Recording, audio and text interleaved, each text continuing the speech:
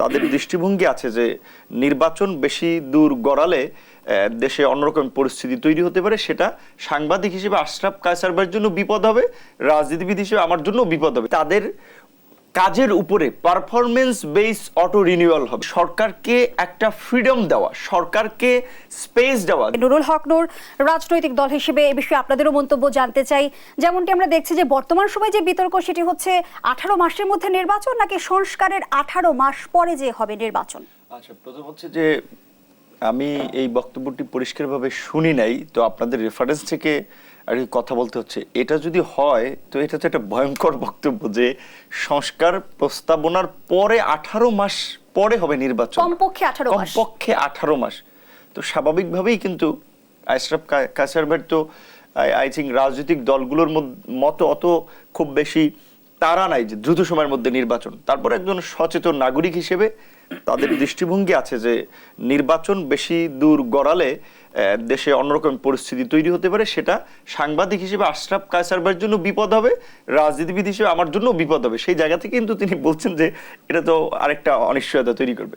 তো এখন সংস্কারের জন্য তাহলে কতদিন লাগবে? যদি সংস্কারের পরই 18 মাস লাগে তাহলে সংস্কারের জন্য নিশ্চয়ই 18 মাসের বেশি সময় লাগবে। প্রতিটি পরতে পরতে আমরা সংকট দেখতে পাচ্ছি। না, তাহলে ধরেন সংস্কারের জন্য তো ডাবল 18 দুগুণ 36 মাস লাগবে, তাহলে 3 18 54 মাস লাগবে, যেটা এই নির্বাচন যদি করে এই ধাপে। প্লাস হচ্ছে আমি পরিষ্কারভাবেই একটা কথা বলছি আমার বক্তব্য বিবৃতিতে, আমরা এখনো বলি যে দেখেন এই সরকার কিন্তু আপনার আমাদের সকলের সমর্থন নিয়ে ক্ষমতা এসেছে, আমরা বসিয়েছি তাদেরকে। যদি আমরা শেখ হাসিনার পতনের পরে বলতাম যে না আমরা এই উপদেশটা চাই না, অমুককে চিফ অ্যাডভাইজার চাই না, তাহলে তারা কিন্তু বসতে পারতো না। তো এই যে জনগণের একটা কনফিডেন্স বা আস্থা নিয়ে তারা বসলো, সেই আস্থাটা কতদিন তারা, সম্মানটা কতদিন তারা ধরে রাখবে, সেটা কিন্তু তাদের কর্মকাণ্ডের উপরে ডিপেন্ড করে। আমি মনে করি তাদের কাজের উপরে পারফরমেন্স বেস অটো রিনিউয়াল হবে, অর্থাৎ কাজের ভিত্তিতে তাদের কতদিন থাকবে সেটা কিন্তু জনগণ এবং রাজনৈতিক দলগুলো নির্ধারণ করবে। রাজনৈতিক দলগুলো কিন্তু বরাবরই বলে এসেছে যৌক্তিক সময়ের কথা, যৌক্তিক সময়ের পরিধিটা আসলে কেমন হওয়া উচিত? এইটা বলা মানে কি সরকারকে একটা ফ্রিডম দেওয়া, সরকারকে স্পেস দেওয়া। যে রাজনৈতিক দলগুলো তো সীমা বেঁধে দিতে পারতো যে আমরা 6 মাস চাই, আমরা 1 বছর চাই, কিন্তু এটা ঠিক এখন পর্যন্ত বিএনপির মতো একটা মেজর পলিটিক্যাল পার্টি কিংবা জামাত বলেন কিংবা আমরা বলেন, আমরা এখনো ফিক্স বলছি না যে 1 মাসের মধ্যে নির্বাচন দিতে হবে, 6 মাসের মধ্যে নির্বাচন দিতে হবে কিংবা 1 বছরের মধ্যে নির্বাচন দিতে হবে। আমরা বলছি যে আলোচনার মধ্যে দিয়ে আমরা যেই সময়টা মনে করি যে প্রয়োজন যৌক্তিক সংস্কারের জন্য, সেই সময়টা আমরা সবাই দিতে চাই। কিন্তু সেটার যদি সরকার মিসইউজ করে বা সেটা যদি আসলে এই জনগণের আস্থাটা বা রাজনৈতিক দলগুলোর বিশ্বাসটা যদি ধরে রাখতে না পারে, তাহলে কিন্তু সরকারের জন্য পরিস্থিতিটা খুব সুখকর হবে না। শেখ হাসিনা যেমন পালিয়ে গেছে, 15 বছরের ফাসিস্ট শক্তি, ভারত সহ এত আন্তর্জাতিক শক্তি সমর্থন থাকা সত্ত্বেও আজকে যারা ক্ষমতায় আছে বা এখন বসেছে, তাদের কিন্তু রাজনৈতিক দলও নাই ওই রকমের। ভারতের মতো শেখ হাসিনাকে যে বিদেশি প্রভুরা দিয়েছিল, ওই রকমের কোনো প্রভু অস্ত্রধারী বাহিনী এখানে পাঠাবে না রক্ষা করার জন্য। সুতরাং তারা যদি জনগণ থেকে, রাজনৈতিক বিশেষ করে জনগণ তো আসলে একটা লিকুইড জিনিস বলতে পারেন, তারা এক জায়গায় থাকে না। রাজনৈতিক দলের একটা সলিড আপনার সাপোর্টার বেস আছে। তো এই সরকারের জন্য ভ্যানগার্ড এবং সাপোর্ট হবে রাজনৈতিক দলের এই সলিড সমর্থকরা। সেটা যদি কোনো কারণে লিকুইড হয়ে যায় তাহলে কিন্তু সরকার অবস্থা টালমাটাল হয়ে যাবে।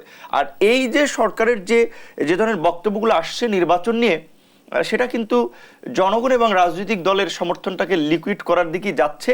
তো আমি যেটা বলতে চাই যে রাজনৈতিক দলগুলোর সাথে ডায়ালগের মধ্যে দিয়ে, আলাপ আলোচনার মধ্যে দিয়ে ঠিক করতে হবে যে কতদিনে কি সংস্কার করতে চায়। তো সুস্পষ্টভাবে একটি বিষয় জানতে চাই, বর্তমান বাস্তবতায় কি অন্তর্বর্তীকালীন সরকারের সাথে রাজনৈতিক দলের এক ধরনের দূরত্ব তৈরি হয়েছে?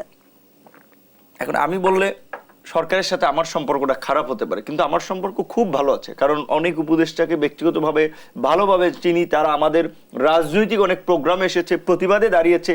কিন্তু বস্তুত যেখানেই যাই, যার সাথে ইনফর্মাল কথা হয়, বুঝছো হচ্ছে কি ভাই, আবার কোন জটিলতার দিকে যাচ্ছে কিছুই তো বুঝতেছি না। দেশ চালাচ্ছে কে? ছাত্ররা না, সরকার না, উপদেষ্টারা? কিছুই বুঝতেছি না। সবাই কিন্তু একটা অস্পষ্টতার মধ্যে, এবং you can say it's a clumsy situation. So এইটা সেই ক্ষেত্রে এরকম যদি মানে মানুষের প্রতিক্রিয়া হয়, তাহলে তো সুস্পষ্টই আপনার তো বোঝার বাকি নাই যে রাজনৈতিক দলগুলো ইতিমধ্যেই এই বিশেষ করে সরকারের কর্মকাণ্ডে খুব সন্তুষ্ট হচ্ছে না, এবং পরিষ্কারভাবেই তো অনেক দলগুলো বলছে যে না, আমরা অনেক বিষয়ে জানতেছি না, বুঝতেছি না। তো এই সরকারের তো প্রথম দিকে উচিত ছিল যে রাজনৈতিক দলগুলোর সাথে অন্তত 2-3 দফা মিটিং করা। প্রথম দফা মিটিং করা উচিত ছিল, আমি মনে করি যে প্রধান উপদেষ্টা সহ উপদেষ্টাদের, যে আমরা কিভাবে সরকার পরিচালনা করতে পারি, আপনাদের কিভাবে সহযোগিতা করতে পারি, আপনারা আমাদের দায়ে তাৎক্ষণিক কি সহযোগিতা চান, কি রিফর্ম চান বলেন। তারপরে হচ্ছে পলিসি লেভেলের ডিসকাশনে যাওয়া আস্তে আস্তে। কিন্তু এখন পর্যন্ত একটা ফর্মাল মিটিংও রাজনৈতিক দলগুলোর সাথে করে নাই। বিএনপি আমার যেটা মনে হয় সত্যিকার অর্থেই তারা নিজেরা আগ্রহী হয়ে একটা মিটিং করেছিল। প্রথম একটা ফর্মাল মিটিং হয়েছিল, আর সেকেন্ড মিটিংটা মির্জা ফখরুল সাহেব সহ আমার মনে হয় যে তারা আগ্রহী হয়ে মিটিংটা করেছিল। কারণ যেহেতু কোনো দলকে ডাকে নাই, সুতরাং তাদেরকে আলাদাভাবে বিশেষ প্রায়োরিটি দেওয়ার কথা না, দিলে সেটা জামাতকে দেওয়ার কথা। কারণ বঙ্গভবনের শপথ অনুষ্ঠানে যেভাবে জামাতকে প্রায়োরিটি দেওয়া হয়েছে বিভিন্ন ক্ষেত্রে বক্তব্য বিবৃতিতে, তাতে জামাতও যেহেতু সেকেন্ড ধাপের মিটিংয়ে পায় নাই, বিএনপির ওইটা পাওয়ার কথা না। তাহলে ফর্মাল কোনো মিটিং এখন পর্যন্ত রাজনৈতিক দলগুলোর একদম সাথে স্পষ্ট। কিন্তু ধন্যবাদ জানাচ্ছি আপনাকে।